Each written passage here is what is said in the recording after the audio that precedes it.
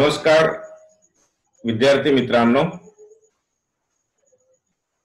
आजच्या पाठामध्ये आपलं सर्वांचं सहर्ष स्वागत। आज आपण आपल्या पाठाची सुरुवात एका नवीन सुविचाराने करूया। असं म्हणतात मित्रांनो, तुम्ही एकटे आहात म्हणून तुम्हाला यश मिळणार नाही किंवा आयुष्यात सक्सेस मिळणार नाही अशी भीती मनात कधीच बाळगू नका। कारण थव्याने उडणाऱ्या पक्ष्यांपेक्षा मित्रांनो गरुडाची झेप ही नेहमीच मोठी असते। थव्याने उडणाऱ्या पक्ष्यांपेक्षा मित्रांनो गरुडाची झेप ही नेहमीच मोठी असते। ही बाब सदैव पॉझिटिव्हली आपण लक्षात ठेवा। या सकाळच्या प्रेरणादायी सुविचारासोबतच आज आपण नवीन प्रकरणाची म्हणजे प्रकरण क्रमांक 6 नागरी सहकारी बँक किंवा शहरी सहकारी बँका म्हणजेच अर्बन कोऑपरेटिव्ह बँक याविषयीची माहिती अभ्यासूया। सर्वप्रथम या बँकेची प्रस्तावना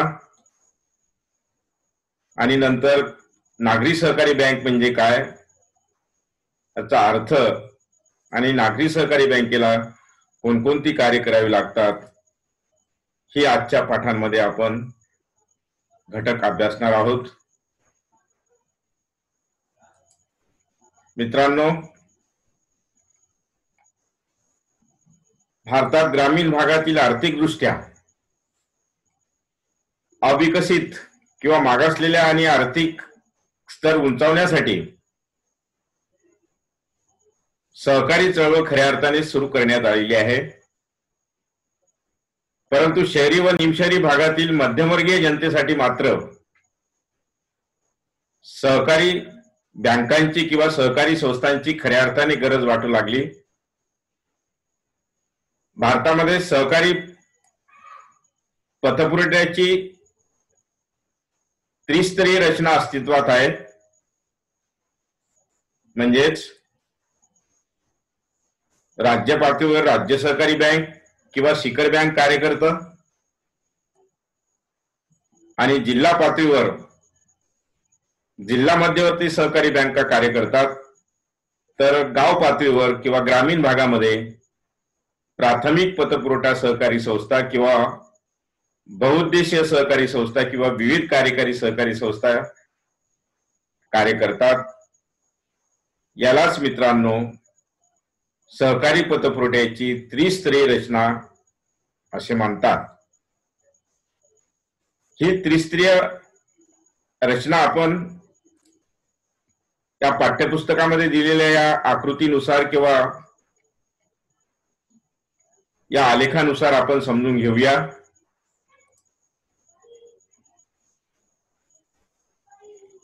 सहकारी पतपुरवठ्याची जी रचना त्रिस्तरीय आहे ती सर्वप्रथम राज्य पातळीवर जी बँक कार्य करते सर्वोच्च स्तरावर सहकार क्षेत्रामध्ये ते टॉप मध्ये दिसत आहे, तिला राज्य सहकारी बँक किंवा शिखर बँक असे म्हणतात। आणि त्यानंतर जिल्हा पातळीवर जिल्हा मध्यवर्ती सहकारी बँका स्थापन करण्यात आलेल्या आहे की ज्या जिल्ह्यातील ग्रामीण भागामध्ये शेतकऱ्यांना किंवा इतर मोठ्या प्रकारच्या सहकारी संस्थांना कर्ज पुरवठा करण्यासाठी जिल्हा स्तरावर जिल्हा मध्यवर्ती सहकारी बँक कार्य करतं। हा दुसरा स्तर।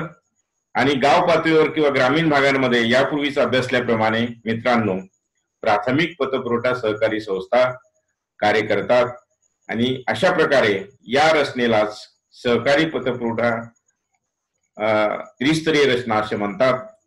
हा भाग अभ्यासल्यानंतर आपण शहरी भागामधील सहकारी बँकांच्या विषयी माहिती अभ्यासूया। शहरी भागातील किंवा अर्बन किंवा सेमी अर्बन भागामध्ये राहणारे जे कामगार, कारागीर, लहान व्यापारी आहेत किंवा पगारदार नोकर वर्ग किंवा कर्मचारी यांच्या आर्थिक गरजांची पूर्तता करण्यासाठी किंवा त्यांच्या गरजा भागविण्यासाठी आणि त्यांची सावकारांच्या पाशातून किंवा अधिक व्याजदरातून मुक्तता करण्यासाठी हायेस्ट रेट ऑफ इंटरेस्ट हा सावकारांच्या कर्जावरील व्याजाचा दर असतो आणि त्यांच्या वैयक्तिक कारणावर सभासदांना कर्ज पुरवठा करण्यासाठी तसेच शहरी भागातील लोकांना बचतीची व काटकसरीची सवय लावण्यासाठी नागरी सहकारी बँकेची स्थापना करण्यात आलेली आहे।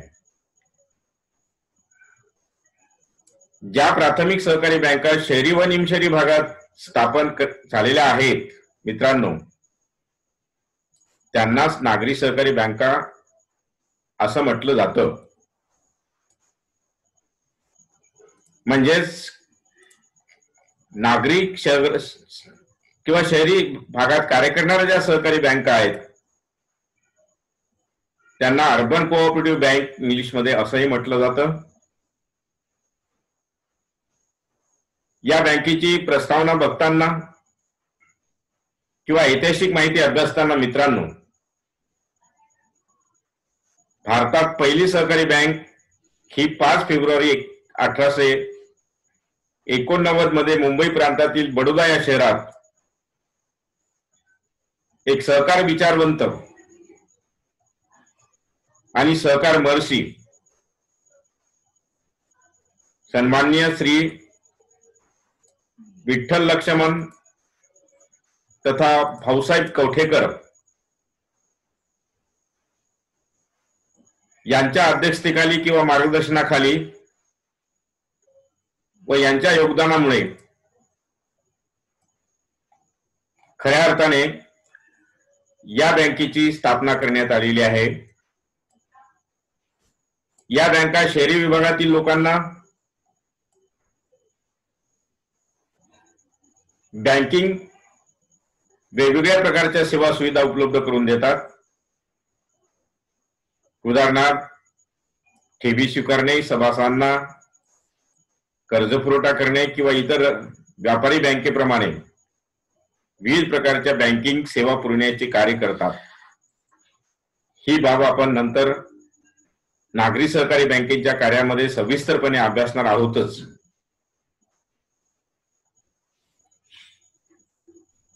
यानंतर आपण नागरी सहकारी बँक म्हणजे काय याचा अर्थ बघूया। Meaning of urban cooperative bank, एखाद्या शहरापुरते मर्यादित कार्यक्षेत्र असलेली आणि शहरी लोकांकडून ठेवी गोळा करण्यासाठी व शहरी भागातील लोकांना त्यांच्या वैयक्तिक कारणावर किंवा सोन्या चांदीच्या दागदागिन्यांच्या कारणावर कर्ज पुरवठा करण्याच्या हेतूने किंवा त्यांना कर्ज देण्यासाठी आणि बँकिंगचे इतर सर्व कार्य पूर्ण करण्यासाठी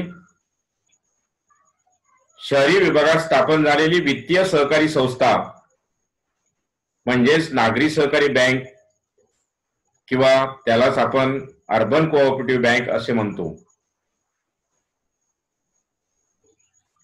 शहरी भागातील लोकांना बँकिंग सेवा पुरवण्याचे खऱ्या अर्थाने कार्य या बँकेमार्फत चालत असतं। ही बँक शहरी भागातील लोकांना बँकिंग सेवा पुरविणाऱ्या तसेच लहान व्यापारी, मध्यमवर्गीय, कारागीर, सर्वसामान्य गोरगरीब शहरी विभागातील व्यवसाय करणारे व्यावसायिक किंवा व्यापारी वर्ग, मध्यमवर्गीय आणि पगारदार कर्मचारी इत्यादी शहरी विभागातील लोकांना अल्प आणि मध्यम मुदतीचा कर्ज पुरवठा करण्याकरिता नागरी सहकारी बँक कार्य करीत असतं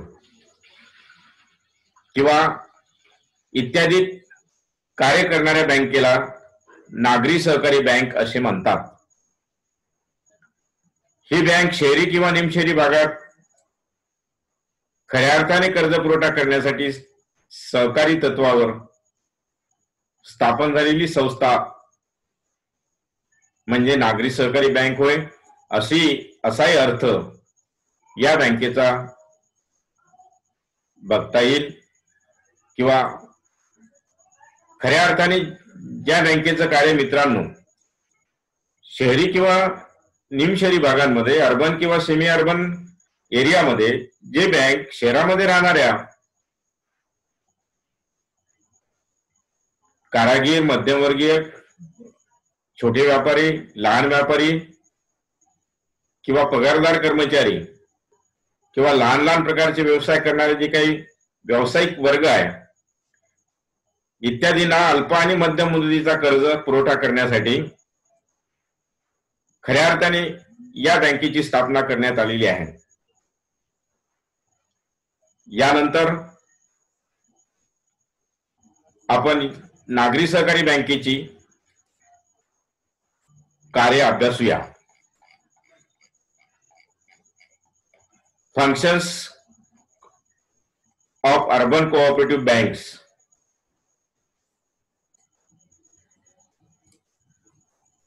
मित्रांनो,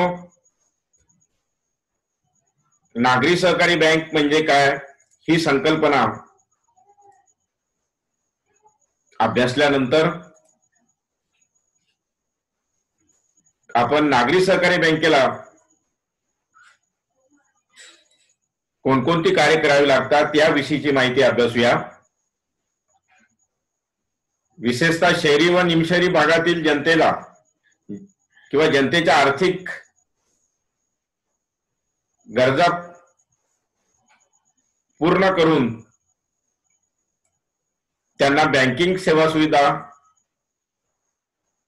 उपलब्ध करून देण्याच्या दृष्टीने नागरी सहकारी बँकेची स्थापना झालेली असते।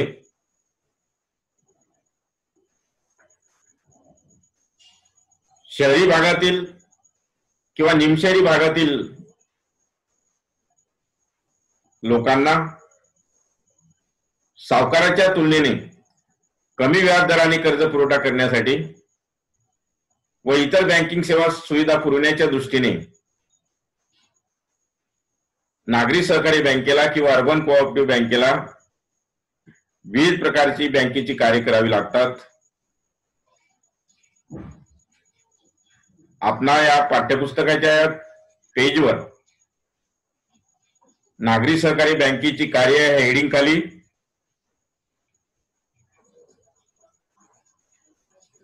जी कार्य दिलेली आहेत त्या कार्यांचा आपण थोडक्यात अभ्यास करूया। नागरी सहकारी बँकेची कार्य या चार्टच्या अनुषंगाने एकूण आपल्यास 10 नागरी सहकारी बँकेची कार्य या चार्ट मध्ये नमूद केलेली आहेत। त्या सर्व मुद्द्यांचा आपण अभ्यास करूया किंवा ही सर्व मुद्दे आपण थोडक्यात समजून घेऊया। क्रमांक 1 चा मुद्दा आहे ठेवी स्वीकारणे। त्यानंतर ही बँका शहरी भागातील लोकांच्या चालू, बचत व मुदती व पुनरावृत्ती ठेवी स्वीकारण्याचं कार्य करतं। त्यानंतर क्रमांक 2 चा मुद्दा किंवा नागरी सहकारी बँकेचं कार्य आहे शहरी विभागातील लोकांना कर्ज पुरवठा करणे। मित्रांनो, ह्या सर्व मुद्द्यांचा आपण थोडक्यात स्पष्टीकरण समजून घेऊया। क्रमांक 1 चा मुद्दा जो आहे ते ठेवी स्वीकारणे। स्पष्टीकरण बघूया आपण पुढच्या पेजवर दिलेलं ठेवी स्वीकारणे.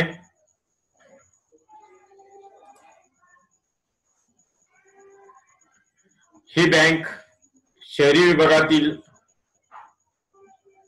जे सभासद वर्ग आहे किंवा बिगर सभासद यांच्याकडून चालू, बचत किंवा मुदती किंवा पिगमी ठेवी किंवा मुदती ठेवीमध्ये पैसा ठेवण्याचे कार्य करतात किंवा ह्या ठेवी शहरी विभागातील लोकांना उपलब्ध करून देण्याचे कार्य या बँकेला करावे लागते. त्यानंतर क्रमांक 2 चा मुद्दा अभ्यासूया.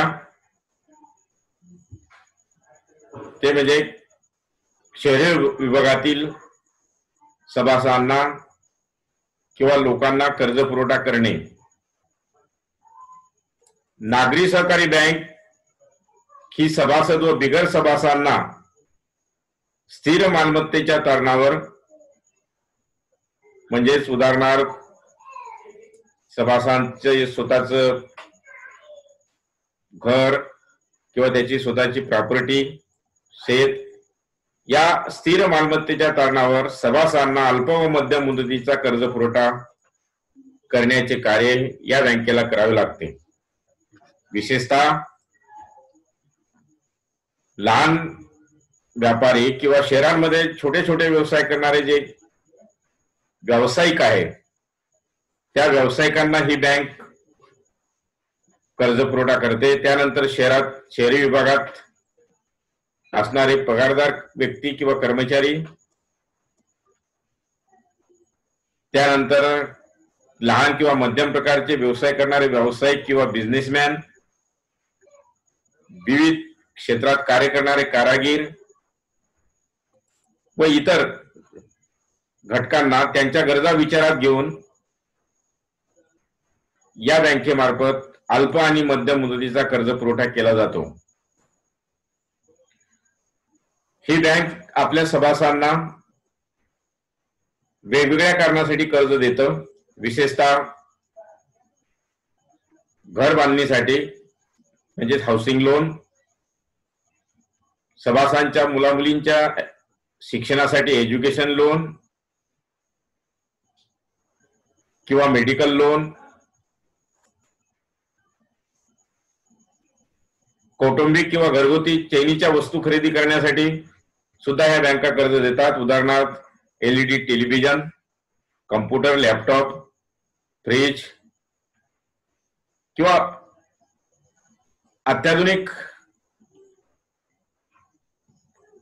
ज्या चैनीच्या वस्तू आहेत त्या खरेदी करण्यासाठी या बँकेमार्फत कमी व्याज दराने कर्ज पुरवठा केला जातो.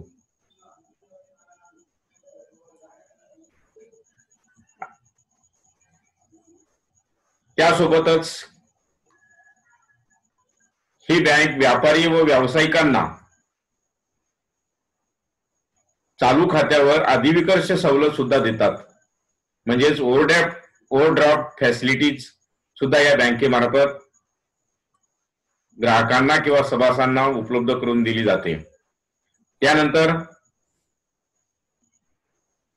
क्रमांक 3 चं कार्य आपण बघूया. ग्राहकांचा प्रतिनिधी म्हणून कार्य करणे. ही बँक किंवा नागरी सहकारी बँक व्यापारी बँकाप्रमाणेच मित्रांनो बँकिंगची सर्व कार्य करतात. विशेषतः खातेदारांचा प्रतिनिधी म्हणून त्यांची दूरध्वनीची किंवा टेलिफोनची बिले, विजेची बिले भरणे, विम्याचे हप्ते भरणे किंवा पैशाचं स्थानांतर करणे, ड्राफ्टची सुविधा किंवा भागांची किंवा कर्जरोख्यांची खरेदी विक्री, इतर शैक्षणिक मुलांची शैक्षणिक फी बँकेमार्फत भरणे, घरभाडे किंवा इतर बँकिंग सेवा एक ग्राहकांचा किंवा सभासदांचा प्रतिनिधी म्हणून कार्य करतात।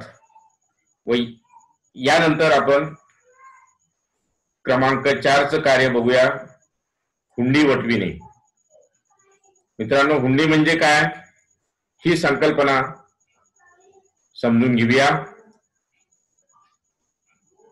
वाणिज्याच्या भाषेमध्ये हुंडी म्हणजे मालाच्या खरेदी विक्रीच्या व्यवहारामध्ये मित्रांनो, जेव्हा दोन पक्षांमध्ये किंवा दोन पार्टींमध्ये उधारीचे व्यवहार होतात, त्यावेळी ऋणको किंवा कर्जदार एक लेखी वचन चिठ्ठी, त्यालाच बिल ऑफ एक्सचेंज असे म्हणतात, हे वचन चिठ्ठी ऋणको हा सावकाराला किंवा धनकोला देत असतो, त्यालाच हुंडी असे म्हणतात। त्यानंतर आपण नंतरचं या बँकेचं कार्य अभ्यासूया, ते म्हणजे क्रमांक 5चा मुद्दा, सभासदांना किंवा ग्राहकांना सुरक्षित खणांची सोय किंवा सुविधा, त्यालाच लॉकरची सुविधा असे म्हणतात, ही उपलब्ध करून देणे। नागरी सहकारी बँका आपल्या सभासदांना किंवा ग्राहकांना सुरक्षा खणाची सुविधा किंवा सोय म्हणजेच लॉकरची सुविधा उपलब्ध करून देण्याचे कार्य करतात। सुरक्षित खणामध्ये सभासद व खातेदारांना आपल्या मौल्यवान वस्तू म्हणजे सोन्या चांदीचे दागदागिने किंवा महत्वाची प्रॉपर्टीची कागदपत्रे, महत्वाची शैक्षणिक दस्तऐवज किंवा भाग व कर्ज रोखे इत्यादी सुरक्षितपणे बँकेकडून उपलब्ध करून दिलेल्या लॉकर्स मध्ये ठेवता येतात।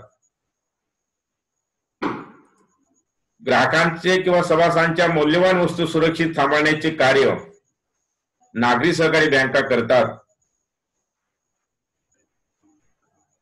यानंतर क्रमांक 6 नागरी सहकारी बँकेचं कार्य आहे की सभासदांना किंवा खातेदारांना किंवा ग्राहकांना आधुनिक बँकिंग सेवा सुविधा उपलब्ध करून देणे।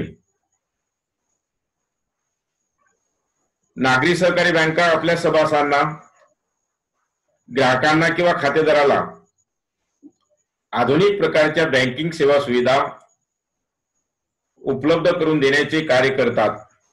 उदाहरणार्थ एटीएम ची सेवा 24 तास उपलब्ध करून देतात।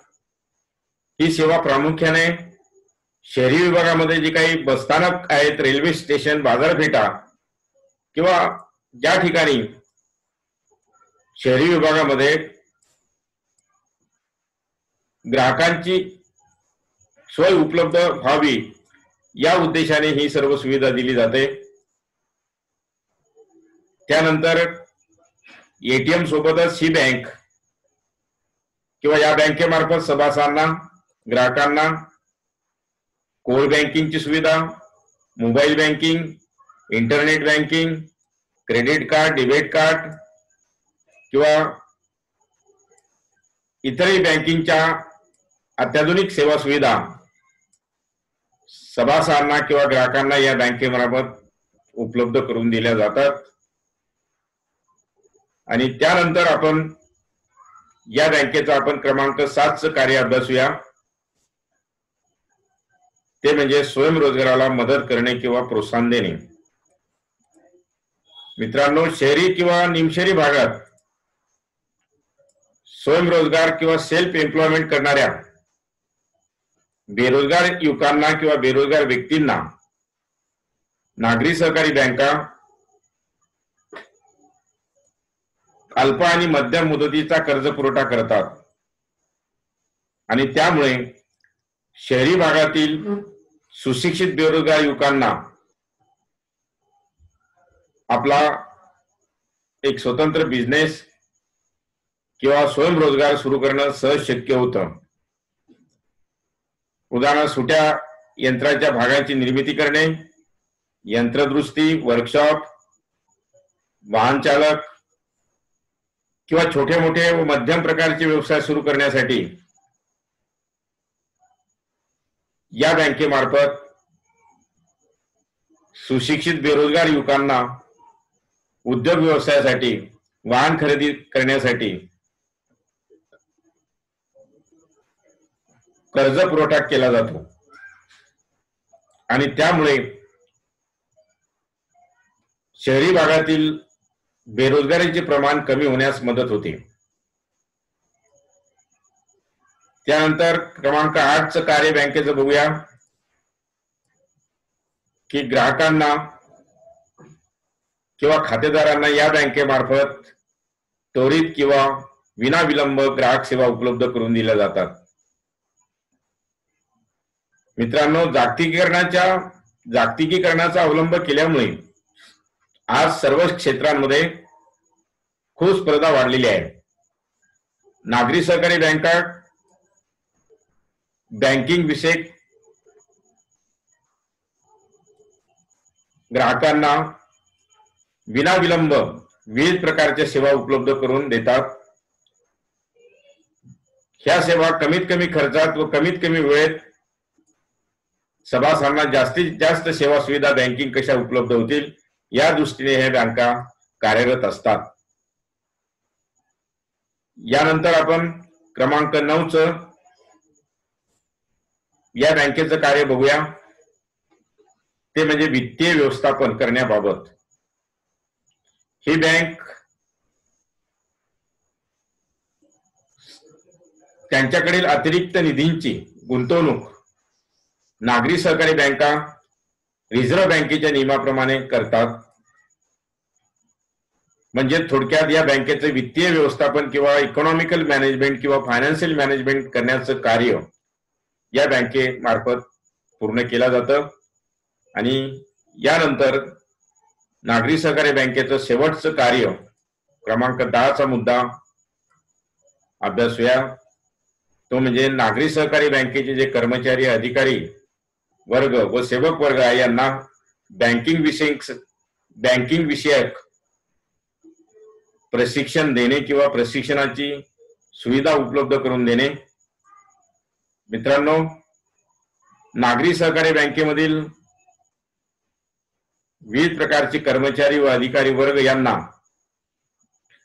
व्यावसायिक प्रशिक्षण देण्याचं कार्य किंवा त्यांच्यासाठी मुख्य कार्यालयात कार्यशाळांचं आयोजन करणे आणि बँकिंग प्रशिक्षण देऊन संबंधित बँकेचे कर्मचारी, अधिकारी व इतर सेवक वर्ग यांना बँकिंग कार्याविषयी किंवा त्यांच्या व्यवस्थापनाबाबत सुनियोजित पद्धतीने अधिक बँकेचं कार्य प्रभावीपणे कसं पूर्ण करता येईल या संदर्भातले बँकेचे सर्व कर्मचारी किंवा अधिकारी यांना बँकिंग प्रशिक्षण दिल्यामुळे या कार्यावरच किंवा या कर्मचारी व अधिकाऱ्याच्या गुणवत्तेवरच बँकेचे यश आणि अपयश अवलंबून असतं. म्हणून बँकेचे कर्मचारी पुरेसे व प्रशिक्षित असणं बँकेमध्ये बँकिंगचा कार्याचा व्याप वाढता लक्षात घेता किंवा आधुनिक पद्धतीच्या ज्या बँकिंग कार्य डिजिटल युगांमध्ये जे उत्तरोत्तर वाढत आहे त्यामध्ये बँकेचे कर्मचारी व अधिकारी प्रशिक्षित, अनुभवी व तज्ञ असणं अत्यावश्यक ठरतं. आणि अशा प्रकारे मित्रांनो, ही बँकेची कार्य अभ्यासल्यानंतर शहरी व निमशहरी भागामध्ये वेगवेगळ्या प्रकारचे वाहन चालक, कारागिरी, लहान व्यावसायिक यांना ही बँक कर्ज पुरवठा करण्याचे कार्य करतं. त्यामुळे शहरी भागामध्ये स्वयंरोजगाराच्या संधी निर्माण करण्यामध्ये या बँकेचं फार मोठं योगदान आहे. आणि त्यामुळे शहरी व निमशहरी भागाच्या विकासासाठी किंवा शहरी व निमशहरी भागांचा विकास हा सहकारी बँकेच्या कार्यावर अवलंबून असतो असे म्हटल्यास चुकीचे होणार नाही. आणि याबरोबरच आज आपण मित्रांनो, नागरी सहकारी बँक म्हणजे काय, या बँकेची प्रस्तावना, अर्थ आणि या बँकेची कार्य कोणकोणती असतात याविषयीची माहिती अभ्यासलेली आहे. याबरोबरच या ठिकाणी आज आपण थांबूया. धन्यवाद.